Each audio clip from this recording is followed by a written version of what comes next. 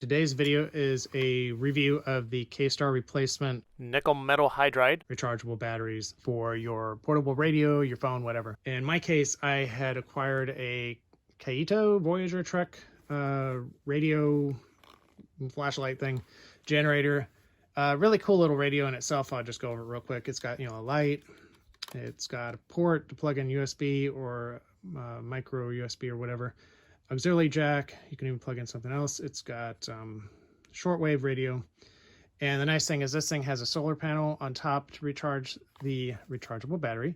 It also has a hand crank, and it has optional AAA batteries you can add on top of that.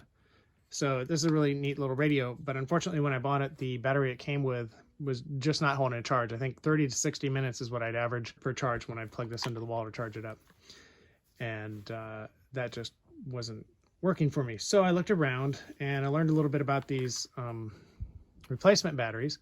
The most important things is the size, because these all may look very much the same, but the actual dimensions, length by width, are different, even though they're all technically, like in this case, the equivalent of 3 AAAs, or yeah, 3 AAAs.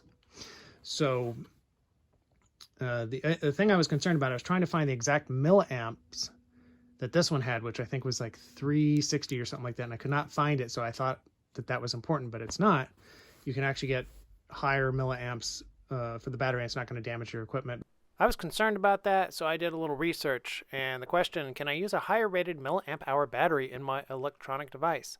Yes, you can. The milliamp hour rating will give you longer run times between recharges. The higher rated milliamp hour of a battery has no effect on the electronic device other than they allow longer term use. So in this case, I think this is a 500 milliamp hour, 3.6 volts. Yeah, 3.6. I don't know if you can see that.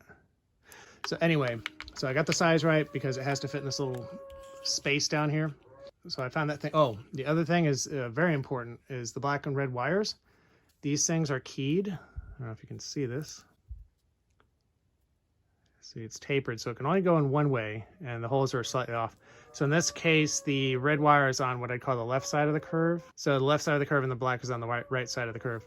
That is very important, as well as the size, if it's going into a space, which it usually is, that it fits in your device.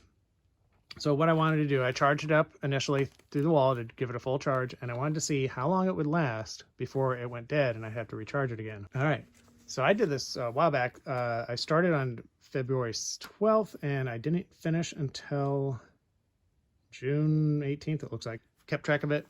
I would run the radio around level 2 out of 10, 30 to 60 minutes or so at a time.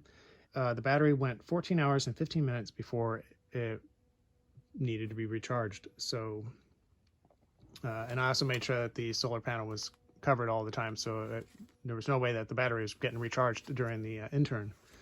So for 4 months, let's see, June, yeah, so 4 months period of time, I ran it 14 hours and 15 minutes before it went dead. So I would say that's a really good performance, and I would recommend these Kastar replacement batteries for your device. Check the link in the description below, and I would get maybe a small, teeny tiny commission if you go through that. So thanks for watching. Please like and subscribe. See you next time.